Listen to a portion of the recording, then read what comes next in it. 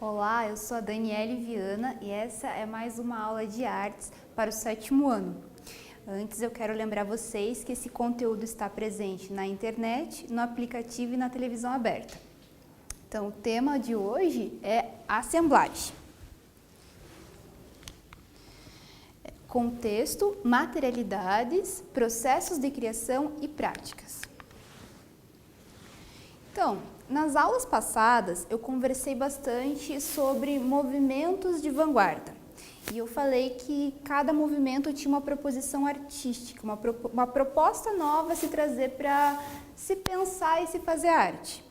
No caso da assemblagem agora, ela não é um movimento, ela é mais um princípio de ação, um método de se fazer arte. E apesar dele estar bem presente nas diversas vanguardas, inclusive nas que a gente trabalhou, como o cubismo e dadaísmo, ela não se constitui como um movimento. Mas esse nome, assemblagem, acabou se definindo com o passar do tempo, porque teve gente que olhou para trás, viu algumas ações diferenciadas que apontaram novidades para se pensar a arte. Por que é importante falar de assemblagem? Porque no seu processo, nas formas com que esse método é colocado nas artes, ela faz uma quebra de valores. O que é isto? Existem valores tradicionais da arte e eles vão sendo quebrados. Então, arte pela arte é um valor mais tradicional relacionado à arte moderna. Por exemplo, o cubismo, o impressionismo, o expressionismo são movimentos muito baseados nessa ideia de arte pela arte e de autonomia. O que é isso? Então, teve um momento ali na história que os artistas eles resolveram se voltar muito para as materialidades da arte. Então, eles começaram a se preocupar bastante com as formas, com a composição, com as cores, com a maneira que o mundo era representado ali naquele trabalho de arte.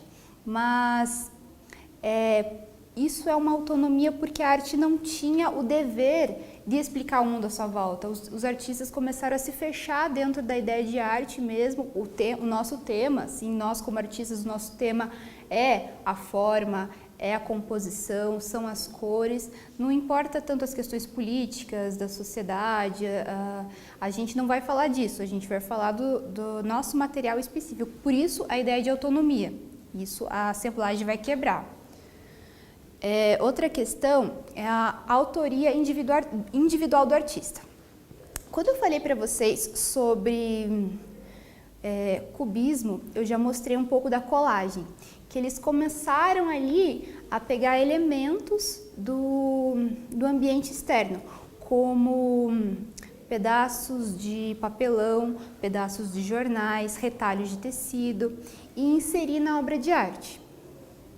Eles chamaram isso de colagem na época, mas eles não tinham essa preocupação ainda de se trabalhar o ambiente externo. Eles não estavam pensando em como esses materiais eles estavam se remetendo na obra de arte para o mundo externo, para a sociedade, a maneira como a gente usa esses objetos no nosso cotidiano.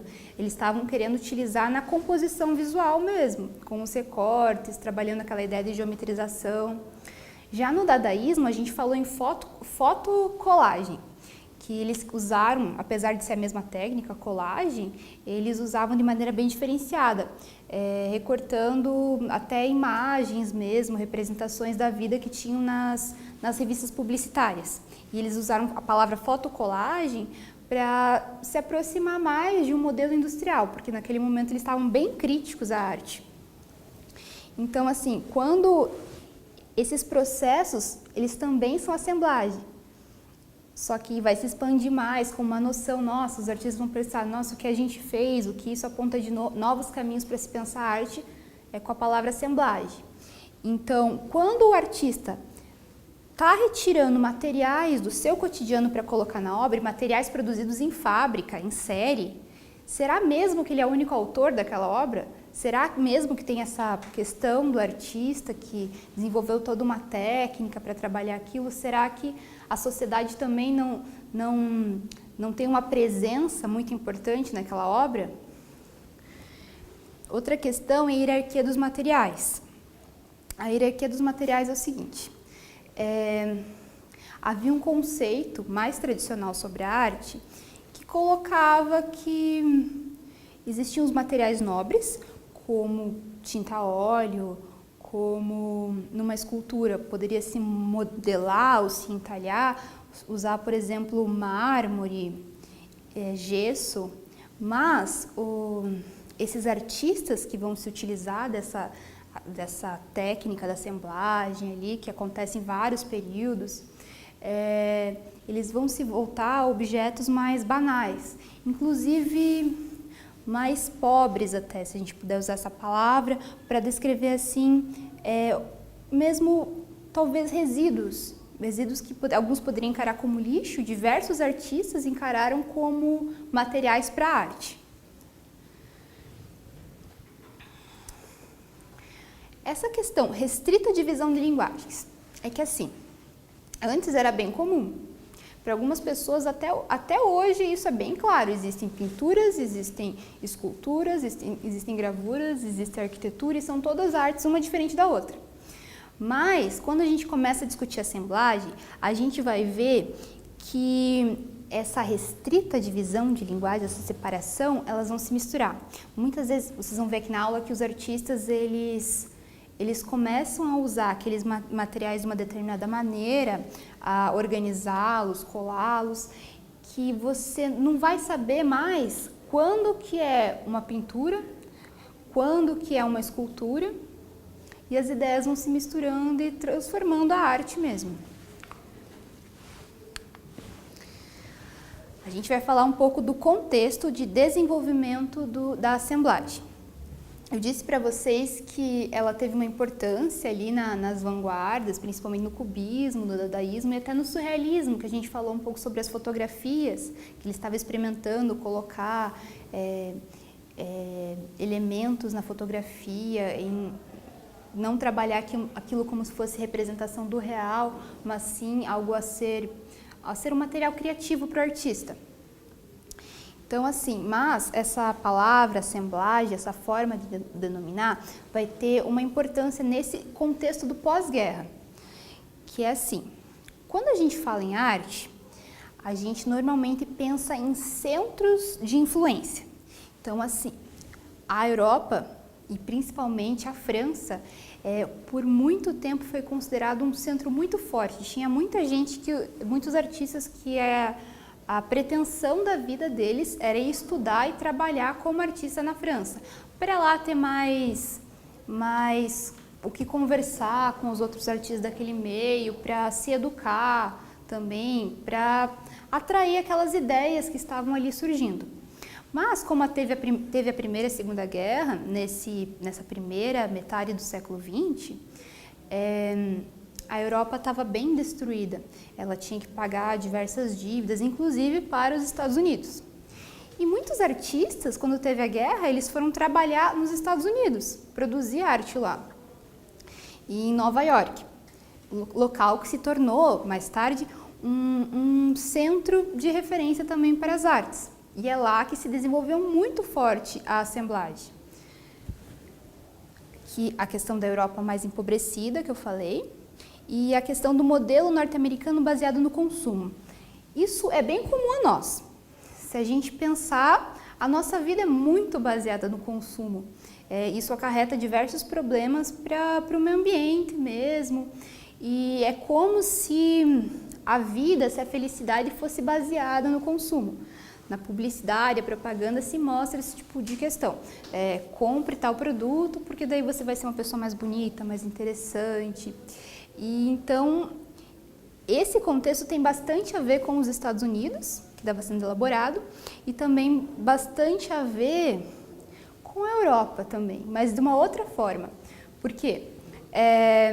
eu mostrei para vocês sobre o dadaísmo, a crítica que eles já estavam fazendo sobre essa indústria de produção em massa, essa produção de lixo, de publicidade, como que isso aparecia nas fotocolagens.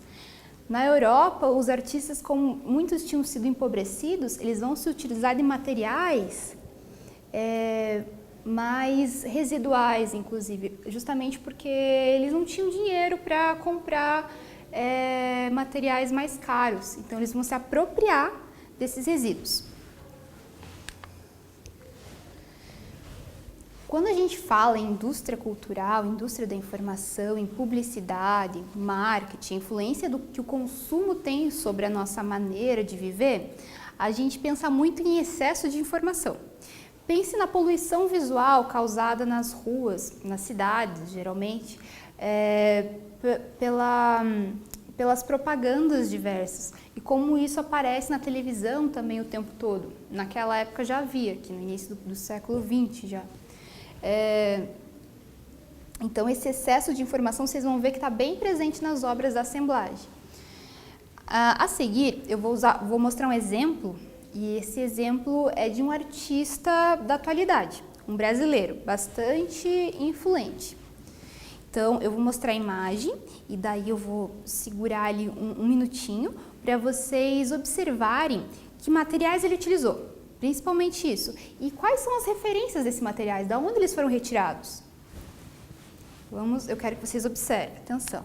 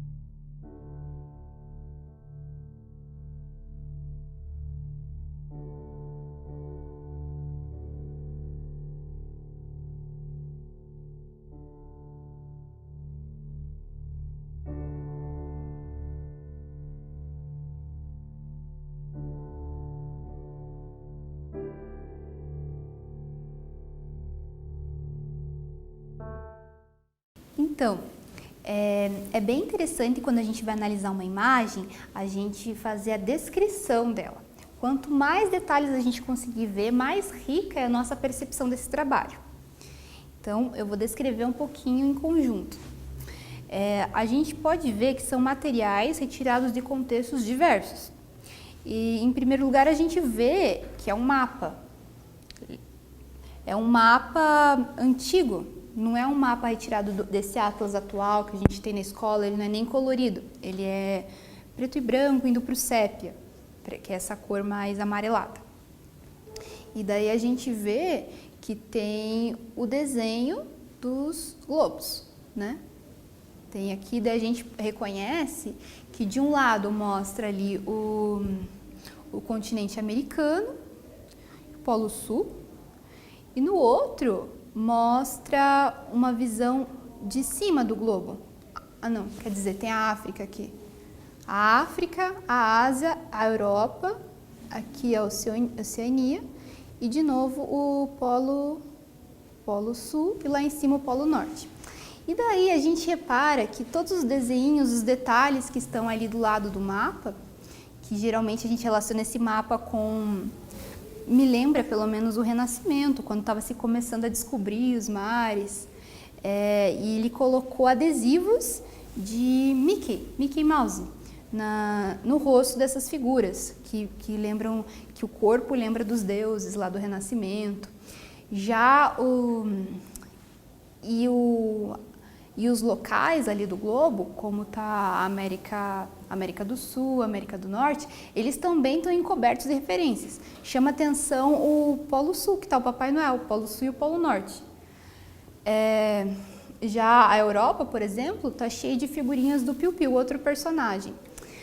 Esses personagens todos são da influência norte-americana. que são criados pela indústria cultural dos Estados Unidos. E eles foram preenchendo o artista, que é o Nelson Lerner, ele foi preenchendo esses espaços justamente para mostrar essa influência estrangeira, dessa poluição visual, dessa quantidade de informação que a gente convive. Então tem bastante a ver com a assemblagem que a gente vai trabalhar. Agora vocês podem ver mais informações sobre o Nelson Lerner. Ele não morreu faz tanto tempo, é um artista brasileiro, bem importante. Ele trabalhava muito essa ideia de acúmulo de informação em seu trabalho. Agora eu vou começar a falar mais da assemblagem ali no período do metade do século XX, ali no pós-guerra, pós-Segunda Guerra Mundial. Uma influência eu já falei, a colagem. A colagem lá que a gente viu com o cubismo. Mas eu comentei com vocês que era diferente, que ali no cubismo eles ainda estavam pensando bastante na forma, em como trabalhar as questões de linha, de composição. E no dadaísmo, além da fotocolagem que a gente comentou, tem uma questão bem importante, que é os ready-made. Ready-made, na tradução em inglês, quer dizer pego pronto. Esse trabalho ele é influente até hoje para a gente. Eu vou mostrar agora para vocês uma imagem e, de novo, vou deixar ali um minutinho. Eu quero que vocês façam esse trabalho de descrição mesmo e de pensar qual que é a reflexão possível a partir desse trabalho.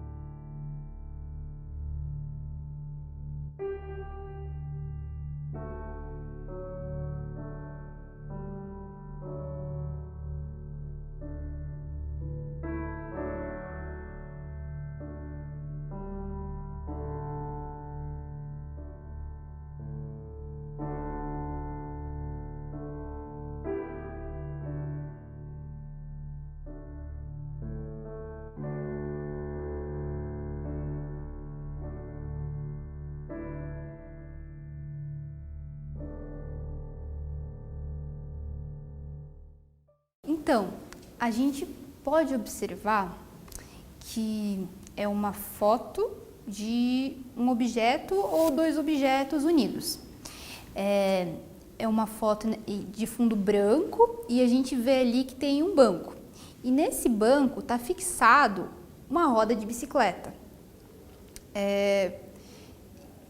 A gente vê que tem até certa... É uma fotografia, mas a gente percebe ali que a roda de bicicleta até tem uma certa mobilidade, como se alguém pudesse passar a mão e ela rodar. Bom, a gente percebe que o título também é roda de bicicleta, então ele não sugere nada a mais. Mas a gente pensa que esse banco ele não serve para sentar. Essa roda de bicicleta, ela também não serve para rodar uma bicicleta. Os ready-made, eles são chamados de pego pronto, né, na tradução, e eles são diferentes do assemblagem, mas eles têm uma importância. Eles aconteceram assim com uma influência do dadaísmo, que tinha uma disposição pessimista e irônica frente à sociedade. Lembra que eu falei lá da Primeira Guerra Mundial, que eles se depararam com questões que faziam destruir certas verdades, certas ideias de progresso que se tinha. Quem faz esse trabalho é o Marcel Duchamp. O Marcel Duchamp ele tem uma abordagem bastante irônica e crítica ao sistema de arte. Lembram que no dadaísmo os artistas tinham uma crítica muito grande à sociedade de consumo mesmo, eles tiravam sarro, faziam aquelas colagens para tirar sarro mesmo das pessoas e como elas tinham discursos falsos em relação à realidade. Enquanto estava havendo a guerra, estava se produzindo objetos para consumo para dizer que isso era felicidade. O Duchamp ele repara que essa relação não é tão diferente quanto no sistema de arte. O que é o sistema de arte? O sistema de arte ele é um grupo de agentes de pessoas envolvidas que estudam, que trabalham com arte e que definem valores para essa arte. Não valor de dinheiro, não somente valor de dinheiro, mas valores quanto a perceber o que faz sentido para a sociedade ou não.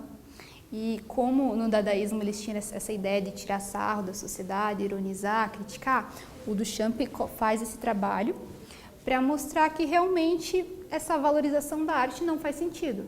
Não faz sentido assim como o próprio mercado não fazia. Qual que isso é assemblagem? Ele interage com a ideia de junção de objetos. Pegar objetos do ambiente externo, vejam que isso não acontece só na pintura, não acontece numa superfície, numa tela, isso acontece também formando-se esculturas, visivelmente esculturas, mas eu vou colocar agora para vocês a diferença. No dadaísmo, tinha uma intenção irônica e crítica. Na assemblagem, que é esse fazer, que não é um movimento de arte, você tem uma abertura maior. O que eu quis dizer com abertura maior? Lá naquele período do dadaísmo, eles estavam bastante críticos à sociedade. Mas, já nesse pós-segunda guerra, com esse aprimoramento do meio de consumo dos Estados Unidos, muitos artistas eles começam a ter uma visão mais positiva. Não quer dizer que eles não fossem críticos às coisas que aconteciam, mas eles tentam buscar mais por tentar compreender aquela sociedade de consumo. Como é que as pessoas vivem, o que elas esperam. Eles também tinham uma atitude irônica, em certa medida, mas não tão crítica e pessimista quanto no dadaísmo. Muitas pessoas que estudam assemblagem dizem que a forma de trabalho dela, ela está muito mais baseada na análise e na experimentação. E agora sim a gente vai ver um trabalho da assemblagem e, de novo, eu quero que vocês percebam principalmente os materiais colocados ali, se vocês conseguirem observar, qual foi a intenção do artista juntando daquela forma os materiais.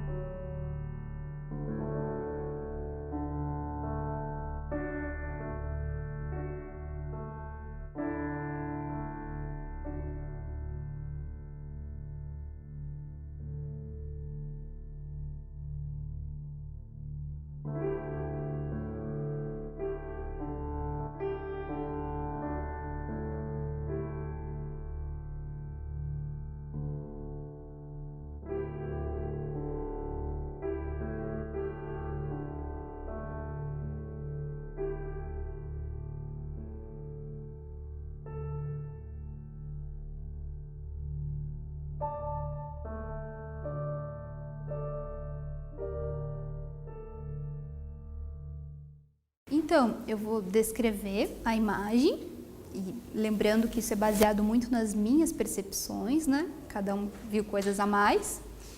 Eu vejo que não é uma tela comum de pintura, ela é mais feita com a junção de materiais que parecem resíduos. Para mim lembra muito materiais retirados de uma construção, como tapumes.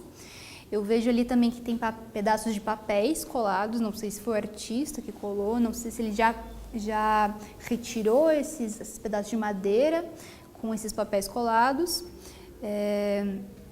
Eu vejo ali também um pedaço de ferro pendurado. Então, este sim é um trabalho mais a ver com a ideia de assemblagem. Embora ele tenha a mesma ação, que inclusive a arte, uma coisa não exclui a outra. Tem processos da assemblagem ali nos ready-mades também. Mas aqui, esses objetos, eles estão se remetendo sim ao mundo externo. Também é parecido com o dadaísmo, também é parecido com a roda de bicicleta. Porém, a gente vê uma preocupação do artista com a composição, em trabalhar esses objetos de uma forma orgânica. Ele quase que constrói um objeto ali. Você não sabe dizer se é um quadro, se é uma escultura, porque está justamente nessa saída da divisão clara sobre as linguagens, para se construir algo diferente em relação à arte. Na sequência, vocês podem observar mais informações sobre o artista. É o Kurt Schwitters. É um expoente alemão da arte da assemblagem.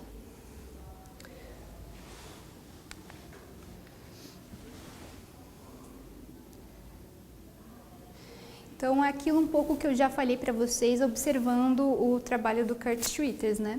Que é a ideia de construção substitui a noção do suporte. O que é o suporte? Era aquela ideia da tela, onde você vai colocar os elementos. Ele já constrói o próprio suporte, ele constrói em madeira. Nesse processo, a assemblagem acaba questionando a ideia de linguagem, nessa divisão clara, e da superfície.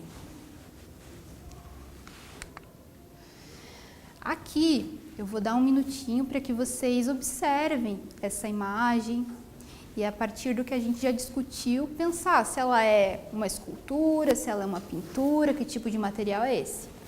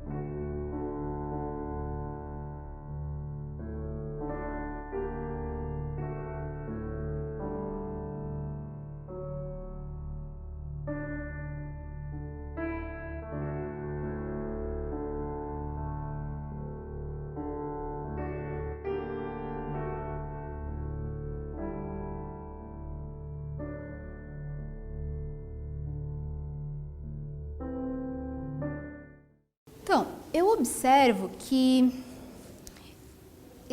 essa peça, ela está colocada numa parede. Ela está ali num suporte, uma parede em branco. Eu vejo isso porque tem uma sombra ali atrás. E é um material inteiro pendurado ali, ele não foi colocado no suporte.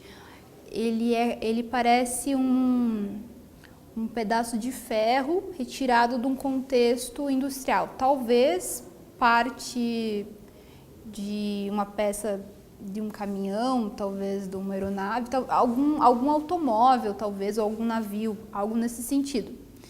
Ele foi retirado, ele está bem deteriorado em relação ao que era, assim, não que a obra de arte esteja deteriorada, mas acho que foi essa a intenção do artista. Ele está dobrado, amassado. Então, a gente vê assim, o que aconteceu ali? Você não sabe muito bem dizer se é uma pintura ou se é uma escultura. Aí vai começar a se desenvolver a ideia de instalação, de objeto de arte. É um objeto retirado do contexto externo da arte. O artista, talvez ele tenha amassado esse ferro ali, talvez ele já tenha pego assim, talvez ele não tenha tido nenhuma interferência. Então, tem muita ligação com aquela dos ready-made, pego pronto.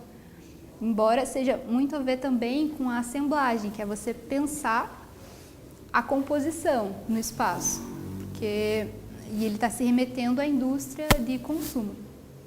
Na sequência, vocês vão ver mais informações sobre o artista. O Rauschenberg, artista norte-americano.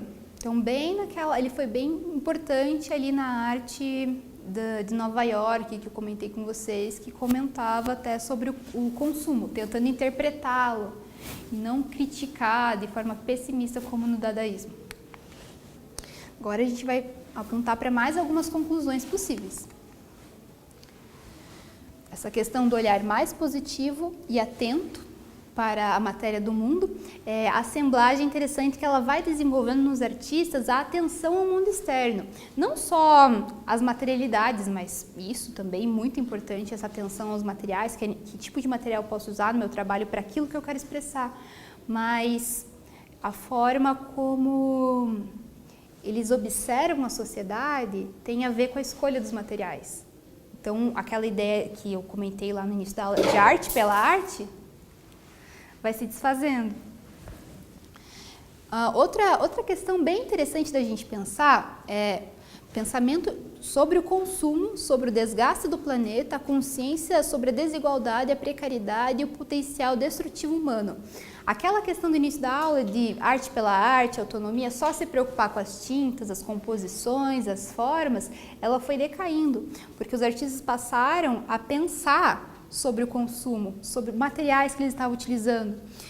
Olha só, desde daquele período já se pensava sobre o desgaste do planeta, então trabalhar com resíduos que os outros têm como lixo era muito importante para os artistas, porque eles estavam refletindo sobre esse consumo exagerado, sobre essa questão da consciência de desigualdade, por que uns têm tanto e outros têm tão pouco.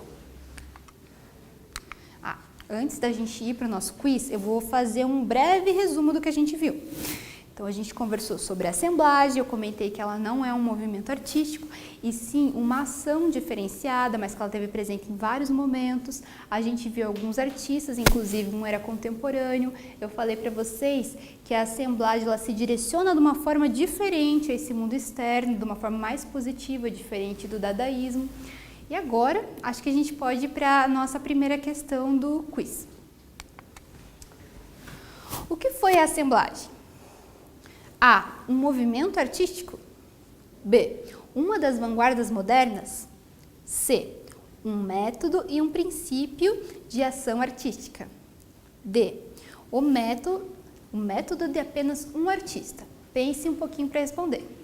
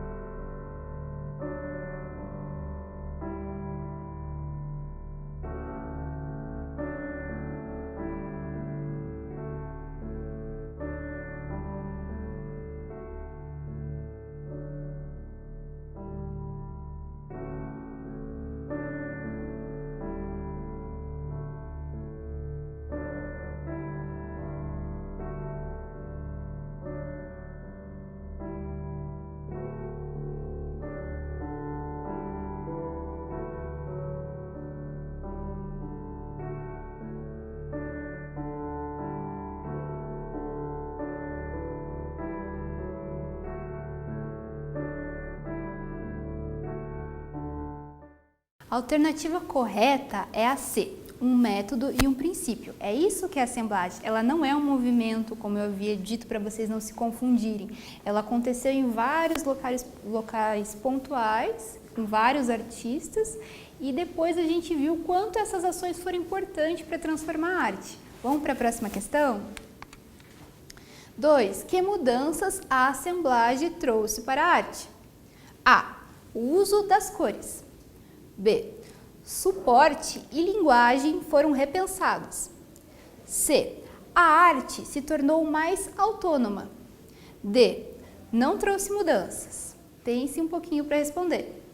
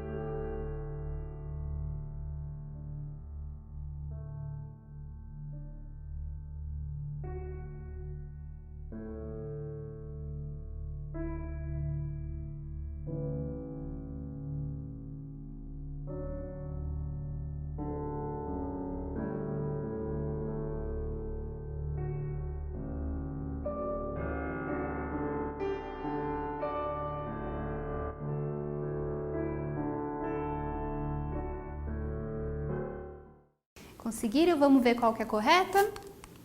Então, a mudança proporcionada pela assemblagem foi a B. Suporte e linguagem foram repensados. O suporte, que é aquela ideia de ter fixo escultura, pintura numa tela, por exemplo, foram repensados e passou a se ter objetos colocados ali que você não sabe dizer se são esculturas, se são pintura, e foi se colocando estratégias diferentes para interpretar aquilo que estava vendo. Vamos para a próxima questão. 3. Na assemblagem, qual a percepção do artista sobre o mundo que o cerca? A. Ele não se importa. B. Se beneficia pelo ganho financeiro. C. Olha com desdém. D. Olhar positivo, mas não alienado. Daqui a pouco a gente volta com a questão correta.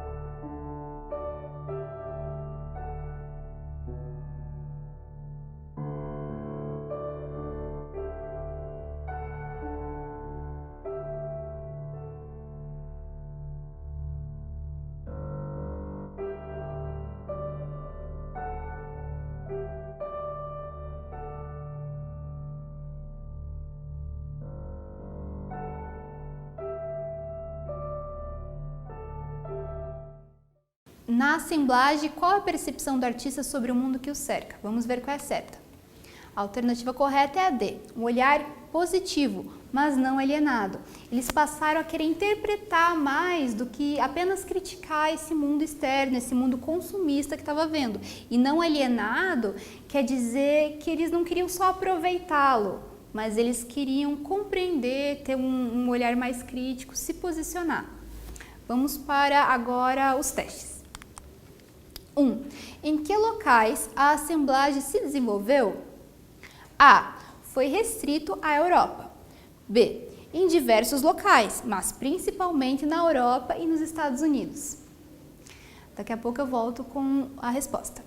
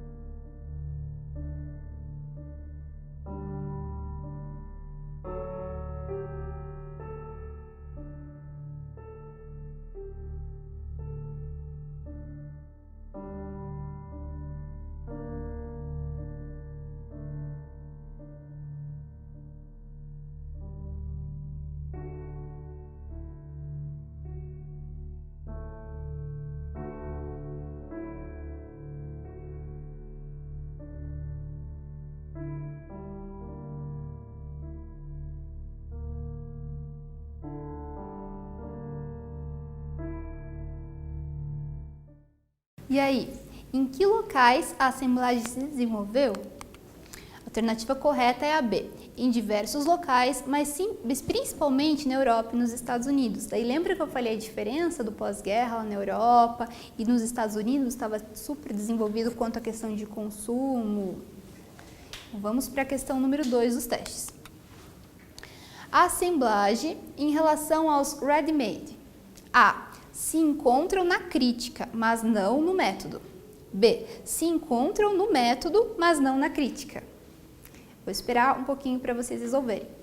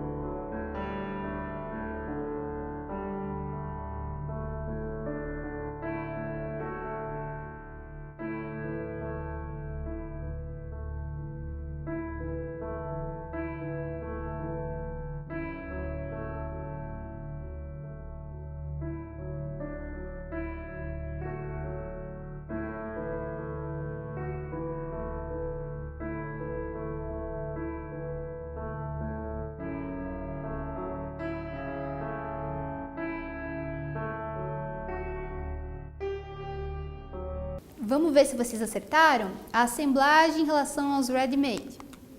A alternativa correta é a B. Eles se encontram em método, mas não na crítica. O método se refere a você unir materiais diferentes e que estão num cotidiano, a princípio, alheio à arte. Mas a crítica deles é muito diferente, porque na assemblagem se olha de uma forma mais positiva. Vamos para a última questão dos testes. O que os resíduos gerados pelo consumo são para a assemblagem? A. Matéria-prima. B. Um incômodo. Vamos ver se vocês acertaram na sequência.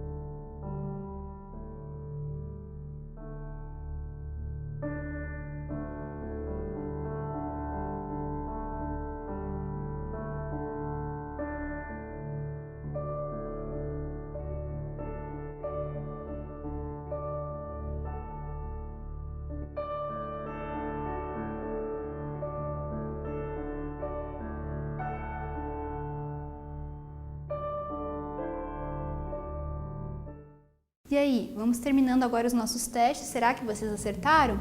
O que os resíduos gerados pelo consumo são para a assemblagem? Eles são matéria-prima. Matéria-prima quer dizer que os artistas começam a se apropriar desses materiais para fazer arte. E aí, curtiram a aula de hoje? Eu já vou me despedindo, mas antes eu quero passar aquele recadinho para vocês, inspirados na assemblagem, buscarem pela casa materiais residuais, como potes, plástico. Tentem perceber as cores, tentem perceber como vocês poderiam unir um ao outro, colarem, organizar esse material. Tentem montar um trabalho sem se preocupar se vai ser uma pintura ou uma escultura. Apenas vão unindo os materiais e tentando perceber como vocês gostam. Vou finalizando mais essa aula, agradeço para quem viu até aqui e o recado é o de sempre, que vocês continuem se cuidando e cuidando das pessoas que estão próximas a vocês. Obrigada e até a próxima!